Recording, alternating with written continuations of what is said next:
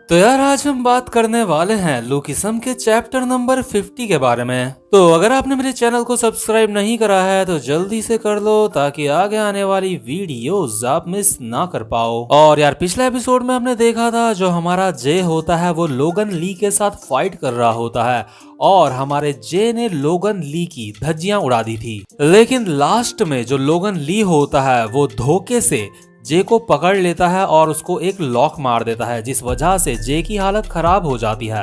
लेकिन तभी हम देखते हैं वहां पे हमारा युंगसुक आ जाता है जो लोगन ली को पंच मारने बस जा ही रहा होता है। तो जो हमारा युंगसुक होता है वह भी अपने मन में सोच रहा होता है जे आखिर आखिर ये लोगन के साथ फाइट क्यों कर रहा है, लेकिन अभी मुझे क्या करना चाहिए। जब मैंने देखा कि जे लोगन ली के साथ फाइट कर रहा है तो मैं बिना कुछ सोचे समझे लोगन की तरफ अटैक करने के लिए बढ़ गया।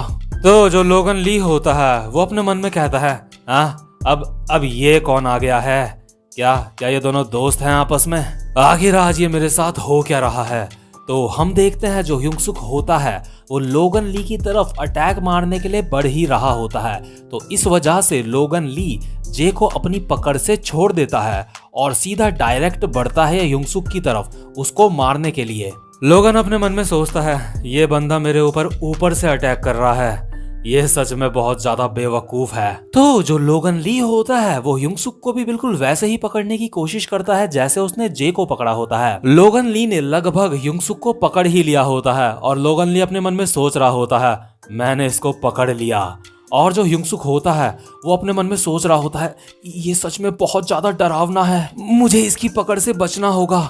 और हम देखते हैं जो हमारा युंगसुक होता है वो लास्ट मोमेंट में लोगन का जो हाथ होता है जो युंगसुक की तरफ बढ़ रहा होता है उसको अपने हाथ से युंगसुक मार के दूसरी तरफ कर देता है लोगन का हाथ। युंगसुक ने लोगन के हाथ में इतना तेज से मारा होता है कि जो लोगन का हाथ होता है वो कांप रहा होता है। इसके बाद जो लोगन होता है वो अपने मन में सोचता है मेरा हाथ, इसने मेरे हाथ की पकड़ को आराम से ब्लॉक कर लिया। जो वो भूरे बाल वाला लड़का है वो भी मेरे इस पकड़ से बहुत ही मुश्किल से बच पा रहा था, लेकिन इस बंदे ने बड़े ही आसानी से मेरे इस अटैक को डॉज कर लिया। आखिर साला ये दोनों के दोनों यहाँ पे आए कहां से हैं। और हम देखते हैं जो हमारा युंगसुक होता है वो लोगन की परवाह करे बिना जे के पास चला जाता है और वो जे को कहता है हे जे तुम ठीक तो हो ना, जे खड़े हो जाओ जे। लेकिन तभी युंगसुक को एहसास होता है कि उसके पीछे कोई खड़ा है और युंगसुक अचानक से पीछे मुड़ के देखता है और जो लोगन ली वहां पे खड़ा होता है उसके पीछे वो कहता है आखिर तुम हो कौन, क्या तुम इसके दोस्त हो और तुम दोनों को यहाँ पे भेजा किसने है। इसके बाद जो युंगसुक होता है वो अपने मन में सोचता है जब मैंने लोगन ली को आमने सामने देखा और जब मेरी आंखों से उसकी आंखें मिली उसके बाद मैंने अपने आप से जितने भी प्रॉमिस करे थे, मेरे अंदर जितना भी जोश था वो सब का सब डर में बदल गया। और यार जो हमारे युंगसुक के वो वाले मोमेंट थे ना जिस वक्त वो ये सोच रहा था मैंने इस बॉडी से वास्को को भी हराया है, जैक को भी हराया है, तो मैं इस बॉडी से लोगन ली को भी हरा सकता हूँ, मैं ये कर सकता हूँ। तो ये सारी की सारी जितनी भी चीजें होती हैं अभी ये मिट्टी में मिल चुकी होती हैं। और इस वक्त युंगसुक के दिमाग में उन यादों ने कब्जा कर लिया होता है जो उसकी पुरानी यादें होती हैं। जब जो लोगन ली होता है वो उसको बहुत ज्यादा परेशान करता है, इतना ज्यादा दुख देता है कि उससे सहा नहीं जा रहा होता। हम देखते हैं जो हमारा युंगसुक होता है उसकी लोगन ली को देख के बहुत ज्यादा फट रही होती है। इसके बाद जो लोगन ली होता है वो कहता है ये सच में बहुत ज्यादा बुरा दिन है, अब मुझे लगता है अब तुम्हारी बारी है। और जो हमारा युंगसुक होता है अभी भी उसकी फटके 4 ही रहती है। वो अभी अपने मन में सोच रहा होता है क्या मुझे इससे फाइट करना जरूरी है। अगर इसने मुझे मारा तो मुझे बहुत ज्यादा दर्द होगा। क्या हम ये बात करके सॉल्व नहीं कर सकते।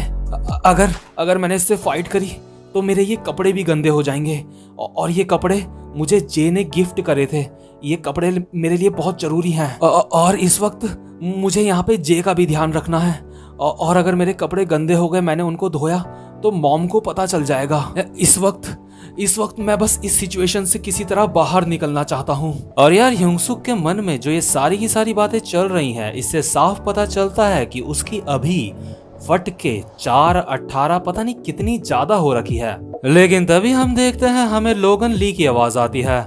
लोगन कहता है, यहाँ से निकल जाओ। मुझे नहीं पता कि तुम्हें यहाँ किसने भेजा है, लेकिन इससे पहले मेरा दिमाग बदल जाए तुम यहाँ से निकल जाओ। और जाते जाते जो लोगन होता है वो अपने मन में सोच रहा होता है, ये बंदा मुझे कोई आम इंसान नहीं लगता। मैं इस वक्त बहुत ज्यादा थका हुआ हूँ, इसलिए मेरे को अभी इससे फाइट नहीं करनी चाहिए। लोगन ह्यूंगसुक को कहता है, अपने दोस्त को उठा और यहाँ से निकल ले। लेकिन लोगन अभी अपने मन में सोच रहा होता है, ये साला, मैं इसका चेहरा याद रखूंगा। जो ह्यूंगसुक होता है वो अपने मन में सोच रहा होता है, क्या ये यहाँ से जा रहा है? ये सच में यहाँ से जा रहा है? खैर जो भी हो, इसने जो मेरे $5 थे अब तक तो वो खर्च कर ही दिए होंगे। मैं अपनी मदर का आगे से अच्छे से ख्याल रखूंगा। इसके बाद जो लोगन होता है वो वहां से चला जाता है और जो ह्यूंगसुक होता है वो अभी भी अपने मन में सोच रहा होता है, अगर मैं सच बताऊं तो मुझे अभी बहुत ज्यादा रिलैक्स्ड महसूस हो रहा है। इसके बाद हम देखते हैं जो जे होता है उसकी धीरे धीरे आंखें खुलती है और जे देखता है जो ह्यूंगसुक है वो उसको अपने कंधे में उठा के लेके जा रहा है। और जैसे ही जे देखता है कि वो ह्यूंगसुक के कंधे के ऊपर है वो छटपटाने लगता है। लेकिन तभी जो हमारा ह्यूंगसुक होता है वो कहता है, अरे जे रिलैक्स हो जाओ तुम। ह्यूंगसुक जे को कहता है, जब तुम यहाँ पे आए थे तो क्या उस बंदे के और तुम्हारे बीच में कुछ हुआ था? क्या उस बंदे ने तुमसे लड़ाई करना स्टार्ट कर दिया था अचानक से? वैसे भी वो जो लड़का है वो यहाँ का एक फेमस गैंगस्टर है। लेकिन तभी हम देखते हैं जो हमारा जे होता है वो अपनी पॉकेट से वही $5 निकालता है जो ह्यूंगसुक के होते हैं और ह्यूंगसुक को दे देता है। जो ह्यूंगसुक होता है वो बहुत ज्यादा हैरान होके कहता है, मेरे पैसे जे तुमने ये ढूंढ लिए? और जो हमारा ह्यूंगसुक होता है वो अभी अपने मन में सोचता है, मेरी जगह ये पैसे तुम्हें लोगन से वापस लेने पड़े, मैं इसके लिए बहुत ज्यादा शर्मिंदा हूँ। लेकिन जो मैं हूँ, मैंने बस अपना शरीर बदल लिया, लेकिन उसके बावजूद भी मैं किसी भी काम का नहीं हूँ। और ह्यूंगसुक के मन में वो सारी बातें आती हैं जो उसने पहले सोची होती हैं, उसके मन में आता है जब उसने पहले सोचा होता है। खैर जो भी हो, मैं लोगन ली से बच गया। वो एक नेचुरल डिजास्टर की तरह है, जैसे भूकंप, सुनामी। खैर जो भी हो, उसने मेरे $5 अब तक तो खर्च कर ही दिए होंगे। खैर जो भी हो, मैं लोगन ली से बच गया और सबसे ज्यादा जरूरी बात यही है, मैं आगे से अपनी मदर का अच्छे से ध्यान रखूंगा। और यार ये जो सारी की सारी बातें होती हैं, ह्यूंगसुक के दिमाग में ये सारी की सारी बातें घूम रही होती हैं और ह्यूंगसुक को ये सारी बातें याद करके बहुत ज्यादा गुस्सा आ रहा होता है और साथ ही साथ वो बहुत ज्यादा सैड भी होता है। इसके बाद हम देखते हैं जो ह्यूंगसुक होता है उसकी आंखों से आंसू आ रहे होते हैं और वो अपने मन में सोच रहा होता है, मैंने सिर्फ अपना शरीर बदला है, लेकिन उसके बावजूद मैं किसी काम का नहीं। मैं अभी भी मैं वैसा ही हूँ जैसा मैं पहले था। लेकिन तभी हम देखते हैं जो हमारा जे होता है उसको लगता है कि ह्यूंगसुक इसलिए रो रहा है क्योंकि जो जे है जिसको वो उठा के चल रहा है, जे बहुत भारी है। तो क्योंकि जे को ऐसा लगता है तो इसलिए जो जे होता है वो ह्यूंगसुक की पीठ से उतरकर उसको इशारा करता है कि जो ह्यूंगसुक है वो जे की पीठ में आके बैठ जाए। और जो ह्यूंगसुक होता है वो कहता है, अरे जे, मैं इसलिए नहीं रो रहा था क्योंकि तुम भारी थे। मैं सच में इसलिए नहीं रो रहा था। नहीं, तुम्हें मुझे उठाने की जरूरत नहीं है जे। मतलब यार सच में जो जे है वो बहुत ही ज्यादा मासूम है और दिल का बहुत ज्यादा साफ बंदा है। इसके बाद हम देखते हैं जो ये वाला वक्त होता है ये बीत जाता है और इसके बाद सीन शिफ्ट होता है और हमें दिखाते हैं वही वाला कपड़ों का स्टोर जहां से मोटे वाले ह्यूंगसुक ने अपनी मदर के लिए कपड़े लिए होते हैं। यहाँ पे हम देखते हैं जो मोटा वाला ह्यूंगसुक होता है वो अपनी मदर के साथ आया हुआ होता है क्योंकि जो उसने अपनी मदर के लिए कपड़े लिए होते हैं उसमें एक दाग होता है। तो इसीलिए जो ह्यूंगसुक होता है वो इस वाले कपड़े को वापस से एक्सचेंज कराने के लिए आया होता है यहाँ पे। तो जो बंदा स्टोर में काम करता होता है वो सीधे सीधे बोल देता है, सर हम इसको एक्सचेंज नहीं कर सकते। लेकिन जो ह्यूंगसुक होता है वो कहता है, लेकिन इस कपड़े में पहले से यहाँ पे एक दाग था और मैं इसके पैसे वापस नहीं मांग रहा हूँ, मैं बस चाहता हूँ कि आप मुझे इसके बदले कोई दूसरा कपड़ा दे दो। तो जो ये स्टोर वाला बंदा होता है वो ये कहता है, सर हम इस वाले दाग की वजह से इस कपड़े को एक्सचेंज नहीं कर सकते। लेकिन जो ह्यूंगसुक होता है मोटा वाला वो कहता है, लेकिन ये वाला दाग यहाँ पे पहले से ही था जब मैंने इसको यहाँ पे खरीदा था। स्टोर वाला बंदा कहता है, खैर जो भी हो हम इसको नहीं बदल सकते। मोटा वाला ह्यूंगसुक कहता है, लेकिन वहां पे जो लेडी खड़ी है उसके कपड़े में भी ऐसा ही दाग था और उसके कपड़े को तो आपने बदल दिया। स्टोर वाला बंदा कहता है, जरा देखो उसे देख के क्या लगता है कि वो झूठ बोल रही होगी। तो जो ह्यूंगसुक होता है वो कहता है, क्या इसका मतलब आपको लगता है कि मैं झूठ बोल रहा हूँ? तो स्टोर वाला बंदा कहता है, मैं श्योर तो नहीं हूँ, लेकिन ऐसे काफी सारे लोग होते हैं जो हमें बेवकूफ बनाने की कोशिश करते हैं। लेकिन तभी हम देखते हैं जो ह्यूंगसुक की मदर होती है वो अपना सर झुका के कहती है, हाँ आपने बिल्कुल सही कहा, हमें माफ कर दीजिए। इसके बाद ह्यूंगसुक की मदर ह्यूंगसुक को कहती है, कोई बात नहीं डैनियल, अब रहने दो। वैसे भी ये कपड़ा बहुत अच्छा है, मैं इसको ऐसे भी पहन सकती हूँ। और जो हमारा ह्यूंगसुक होता है वो अभी अपने मन में सोच रहा होता है, मॉम आप सॉरी क्यों कह रही हो? मैं जब मॉम के साथ यहाँ पे रहने आया था, मॉम ने कहा था कि वो मेरा कमरा अच्छे से साफ कर देंगी ताकि मैं उनके साथ वहां पे अच्छे से रह पाऊं। इसके बाद हम देखते हैं वहां पे दो निर्लज लड़कियां रहती हैं स्टोर की, और वो दोनों हंस रही होती हैं और वो ह्यूंगसुक को कहती हैं, देखो अब तो तुम्हारी मदर भी मान गई है। वैसे भी हमने ऐसे काफी सारे केसेस पहले भी काफी बार देखे हैं। हो सकता है कि ये जो कपड़ा है ये तुमने जानबूझ के गंदा नहीं करा होगा, लेकिन जो भी हो इस कपड़े को तुमने ही गंदा करा होगा। लेकिन तभी हम देखते हैं वहां पे स्टोर का मैनेजर आ जाता है और वो इन लोगों को कहता है, आखिर यहाँ पे क्या चल रहा है? मैंने तुम्हें बोला था कि आज के दिन, खासकर आज के दिन तुम्हें यहाँ पे सबको काफी अच्छे से रहना है। तो ये जो स्टोर में काम करने वाले लोग होते हैं वो अपने मैनेजर को सॉरी कहते हैं, और जो मैनेजर होता है वो कहता है, आज के दिन यहाँ पे एक बहुत ही स्पेशल इंसान आए हैं, तो आज के दिन तुम यहाँ पे ये सारी चीजें क्यों कर रहे हो? यहाँ पे इतना ज्यादा हल्ला क्यों मचा रखा है तुमने? तुम सब के सब कुछ देर बाद मेरे ऑफिस में आओ। और ये जो सारे के सारे स्टोर में काम करने वाले लोग होते हैं वो कहते हैं सॉरी। और हम देखते हैं जो मैनेजर होता है उसके बगल में हमारा जे खड़ा होता है, और हम देखते हैं जो मैनेजर होता है वो जे को कहता है, सॉरी सर, यहाँ पे कोई ज्यादा बड़ी दिक्कत की बात नहीं है। तो जो मोटा वाला ह्यूंगसुक होता है वो जे को कहता है, जे आखिर तुम यहाँ पे क्या कर रहे हो? लेकिन जो जे होता है वो इशारों में मोटे वाले ह्यूंगसुक से पूछता है, क्या उसकी जो कमर है वो अब ठीक है? लेकिन मोटा वाला ह्यूंगसुक कहता है, क्या तुम्हें डैनियल की कमर की चिंता है? लेकिन आखिर उसकी कमर को क्या हुआ? लेकिन तुम मुझे ये बताओ कि तुम यहाँ पे क्यों आ रखे हो? क्या तुम यहाँ पे पार्ट टाइम जॉब करते हो या उसी तरह का कुछ काम करते हो तुम यहाँ पे? तो जो हमारा जे होता है वो ह्यूंगसुक से पूछता है इशारों में कि तुम यहाँ पे क्यों आए हो? तो जो ह्यूंगसुक होता है वो कहता है, क्या तुम बोल रहे हो कि मैं यहाँ पे क्यों आया हूँ? अरे नहीं, वो कोई ज्यादा बड़ी बात नहीं है।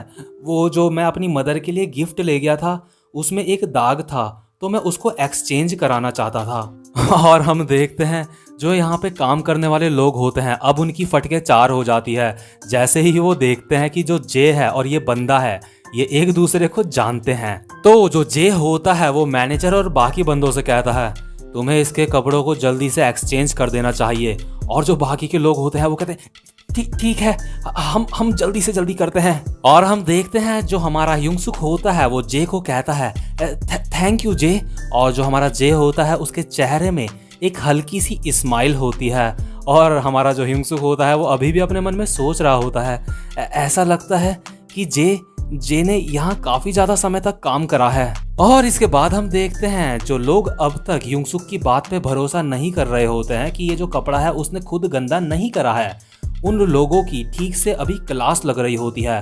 वो कह रहे होते हैं, हमें माफ कर दो, हमें माफ कर दो। और जो मैनेजर होता है वो कहता है, तेज से बोलो। इसके बाद जो स्टोर का मैनेजर होता है वो ह्यूंगसुक की मदर को कहता है, सॉरी, मुझे माफ कर दो, मैं आपको अपने स्टोर की VVIP मेंबरशिप दे दूंगा अब। ह्यूंगसुक की मदर कहती है, अरे तुम ये क्या कर रहे हो, प्लीज तुम खड़े हो जाओ। और जो स्टोर का मैनेजर होता है वो ह्यूंगसुक की मदर को कहता है, प्लीज प्लीज सर को हमारे बारे में कुछ अच्छा भी बताइए। तो जो ह्यूंगसुक की मदर होती है वो कहती है, आप चिंता मत करिए प्लीज। ह्यूंगसुक अभी अपने मन में सोच रहा होता है, लगता है इस स्टोर में सारे के सारे लोग अपने काम को लेके काफी ज्यादा सीरियस हैं। मतलब यार अब तक भी इस ढक्कन को ये समझ नहीं आया होता है कि ये जो पूरा का पूरा स्टोर है वो जे का ही है। तो इसके बाद सीन शिफ्ट होता है और हम देखते हैं वास्को को, जो इस वक्त अभी अपने जिम में होता है और अपनी एक्सरसाइज कर रहा होता है। लेकिन तभी हम देखते हैं वहां पे मोटा वाला ह्यूंगसुक आता है। इसके बाद जो वास्को होता है वो ह्यूंगसुक को कहता है, ओह तो तुम मुझसे मिलने आए हो, तो बताओ मैं तुम्हारी क्या मदद कर सकता हूँ। तो जो ह्यूंगसुक होता है वो कहता है, मैं अपने आप को बदलना चाहता हूँ। और ह्यूंगसुक अभी अपने मन में सोच रहा होता है, मुझे बस अपने शरीर को ही नहीं बदलना, मुझे अपने आप को अंदर से बदलना है। लोगन ली से मिलने के बाद मुझे एहसास हुआ कि मैं बस एक भगोड़ा हूँ और मैं नहीं जानता था कि लोगन ली के साथ जो मेरा कनेक्शन है मैं उससे इतनी आसानी से पीछा नहीं छुड़ा सकता।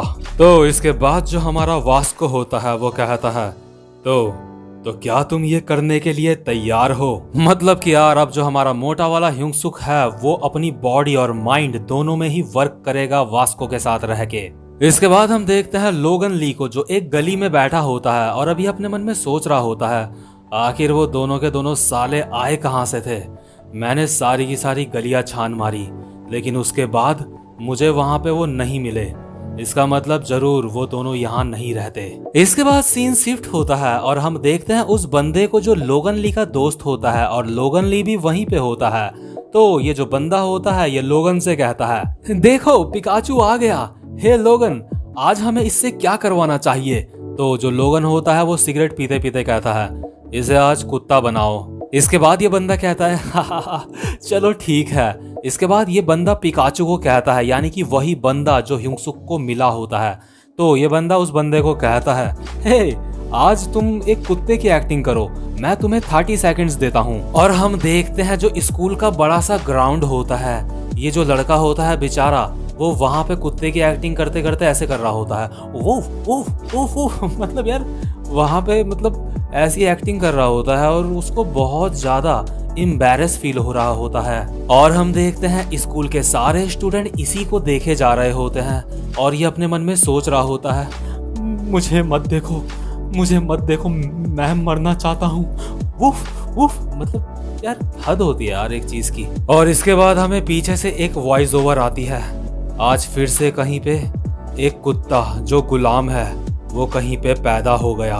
और ये वाला चैप्टर यहीं पे खत्म होता है। उम्मीद करता हूँ कि आपको आज की एक्सप्लेनेशन भी अच्छी लगी हो। तो यार अगर आप चैनल पे नए हो तो चैनल को सब्सक्राइब करो और पुराने या नए दोनों में से कोई भी हो तो वीडियो को लाइक करो। तो मैं अब आपसे मिलता हूँ अपनी नेक्स्ट वीडियो में, तब तक के लिए गुड बाय।